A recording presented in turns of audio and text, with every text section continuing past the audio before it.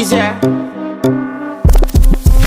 And if you hear this sound, then go and bend your back, go and bend your knees, baby, shake it to the max. Will the DJ please turn up the bass to the max? Please just rewind, let me shake it to the max. Shake it to the max. Didn't know how to end it. Yeah, yeah, yeah. You were my fifth, fourth, or third. Second's not the word. You were my bitch. Stay on your tail. We gon' tell them what it is. Ho, what's up? Every good girl needs a little thug. Every black boy needs a little love. If you put it down, I'ma pick. Kanina pa nga ako nagtitinda dito sa tindahan kaso wala nang bumibili. Gusto ko na nga magsara kaso sobrang aga pa. Pero buo na kayong decision ko mga guys. Sasara ko na yung tindahan. Ewan ko ba kung ba't ganun. Kapag naka-vlog ako may mga bumibili. Na di ko din alam. Yung nangaasar lang talaga yung mga bumibili dito. Kasi kapag nakatambay lang ako sa tindahan, wala talagang bumibili. Kaya mukhang mapapasoft drinks pa yata tayo sa wala sa oras. Ang sarap nga ng soft drinks. Pero wait lang, may nagpadala pala kanina sa akin giveaway dito. Nagaling to sa classmate ko. Na di kasi ako nakapunta nung isang araw sa Binya. Kaya yung souvenir, Llanera na lang. At saka isang baso kasi dito ako nakapunta. Kaya gagawa na lang siguro ako ng leche flan mga guys. Kasi sayang naman tong Llanera. Na habang wala kang bumibili, gagawa muna tayo ng leche flan. Kasi ang tagal ko na rin bago makakain ulit ng leche flan. First time ko nga lang makakagawa ng ganito. Na sinasabi nga ng karamihan na kapag first time mong gumawa ng leche flan, ay hindi mo talaga siya mape-perfect. Pero saglit lang din naman siyang gawin. Kaya sana maging maayos yung kalabasan. Naglagay lang ako ng 2 kutsarang asukal at nagdagdag pa ng isang gatas. Kasi parang ang konti nang nagawa natin. Napanigurado. Hanggang leeg lang to mga guys. Shot! Favorite ko din kasi talaga yung leche flan. Na kahit isang Llanera yata kaya kong ubusin. Na dati talaga iniisip ko kung paano siya gawin. Kaya sa mga di pa nga nakakaalam kung paano gumawa ng leche flan, ito na rin siguro yung tutorial.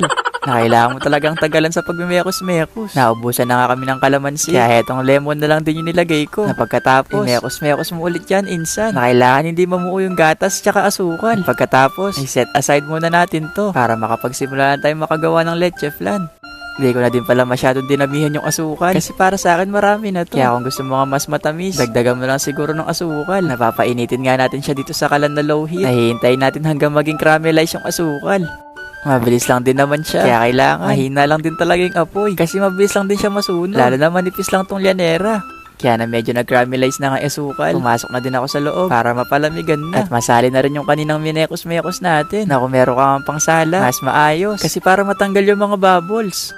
Naubusan na nga kami ng foil dito. Kaya binalot ko na lang din siya ng plastic. Binutas ko na lang sa gitna para makahinga yung leche flan habang niluluto. Kasi baka sabihin niya sa akin mamaya, leche ka, di ako nakahinga. Chot! Diba mga guys, mabilis lang siya. Pero lagot siguro tayo kay mama. Kasi sinira ko yung tindahan para makagawa lang ng leche flan. Medyo matagal pa nga ito maluluto. Kaya habang hinihintay nga mga guys, tuluyan ko ng isasara yung tindahan. Medyo 10 oras na din kasi. Kaya kailangan na din talaga magsara. At makalipas nga ng ilang minuto mga guys, binalikan ko na rin itong niluluto natin. At eto nga, sobrang bango na niya. Yun nga lang yung nilagay natin plastic kanina. Medyo naapektuhan yung leche flan. Pero di naman masyadong importante ito. Yung mas importante yung sa likod. Kasi doon natin makikita kung perfect ba yung ginawa nating leche flan. O malaleche lang tayo dito. Chot! Sobrang bango nga. Kaya natatakam na din ako. Pero mas masarap nga to kapag malamig mga guys. Kaya niref ko muna siya ng ilang oras. At binalikan na din na heto na yung finished product mga guys. Ayan na! Wow! Perfect! Perfect siya na. Oo, yung iba hindi nila na-perfect yan. Ang bango. You're so lucky. Pero ang bait lang pala niya na. Oo. Yes! Wow!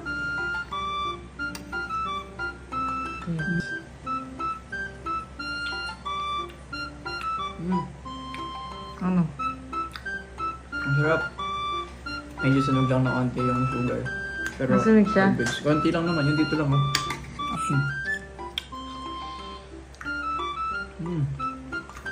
sarap na guys. Sakto lang din yung tamis kasi di ko rin dinamihan yung sugar. Kasi baka maging asukal di pa tayo.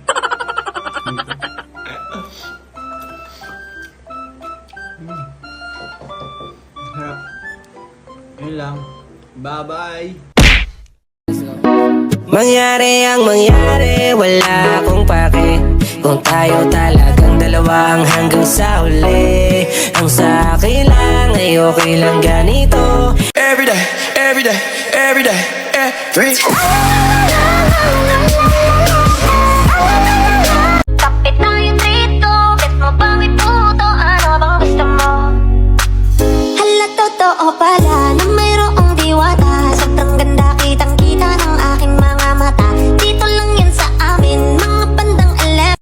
sabi ko sa'yo, Ashley, huwag mo siya tignan. Ako, tignan mo! Ashley! Tignan mo ako!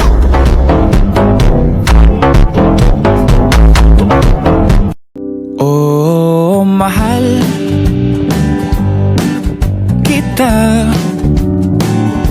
Handa kong isigaw sa mundo na mahal kita langga. Oh.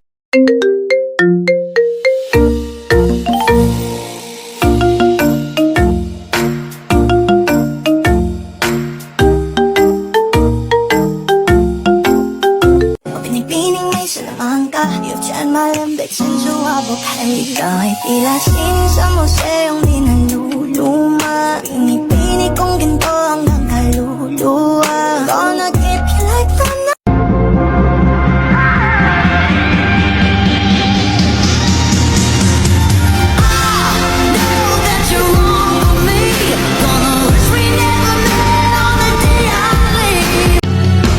Nagsimula sa simple na pasulyap-sulyap Nagpapapansin sa'yo Umabot sa palitan ng mga mensahe Kilig na kilig ako Kumusta ka?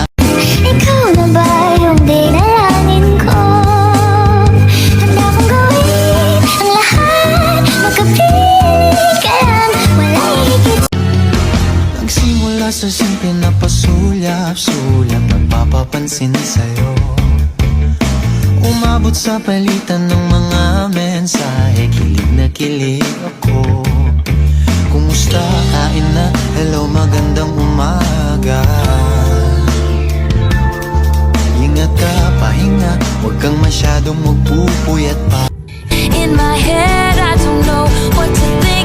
He knelt to the ground and pulled out a ring and said, "Marry me, Juliet. You never have to be alone. I love you, and that's all I really." Prank to ni Pechay! Pechay!